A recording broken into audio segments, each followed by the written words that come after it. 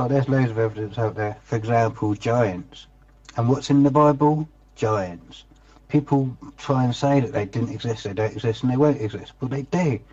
You change the pressure, and you can get fish growing twice the size of what they are. You can get anything to do anything if you know how. And I haven't got all the answers. So you ask me to prove something, I haven't got, any evidence. You're just going to have an open mind. When someone's telling you that science has it right and creationists have it wrong, you're going by someone else's opinion. You're assuming that it's been peer reviewed and they must know what they're talking about. How do you know? How do you know they weren't all paid off? But you look into the Bible, it will tell you the whole story. It'll tell you about the Nephilim. It'll tell you about the fallen angels that saw our women and saw they were beautiful and wanted to come into them and have children with them.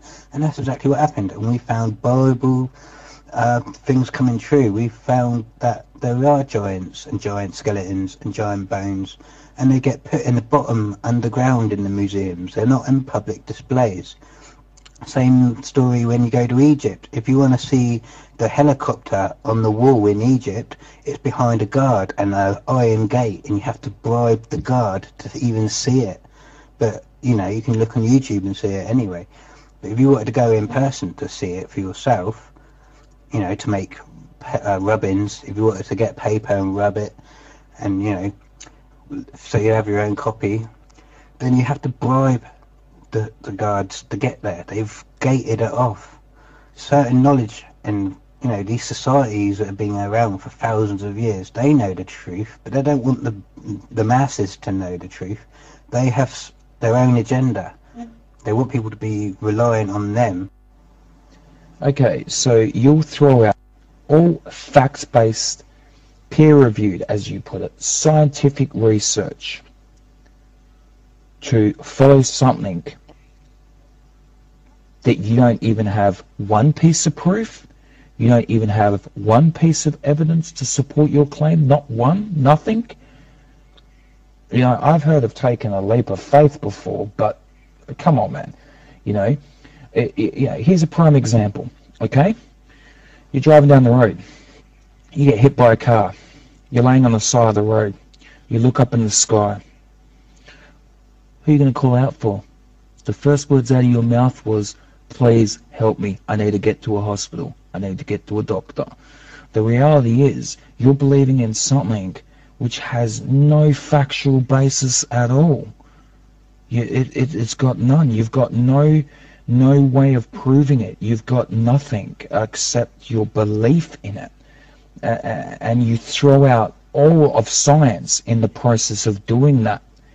You've thrown away the best part of being a human being by saying that all science is wrong, right? Because you believe you have the answer without ever having the knowledge of even one experiment you can do to prove it. So I don't know, man. You've kind of don't learn anything more.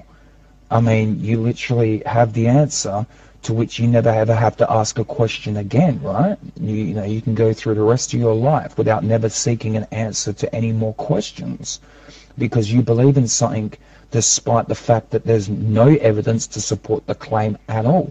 None. So what else is going on, guys?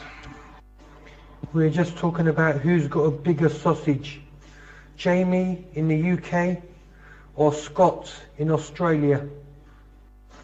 Well, I mean, I'm happy to sit debate it with him, and I can give him numerous, experiments he can do to prove, the fact that pretty much science has got it right. In fact, anyone can repeat any scientific experiment and come to the same conclusions. So, as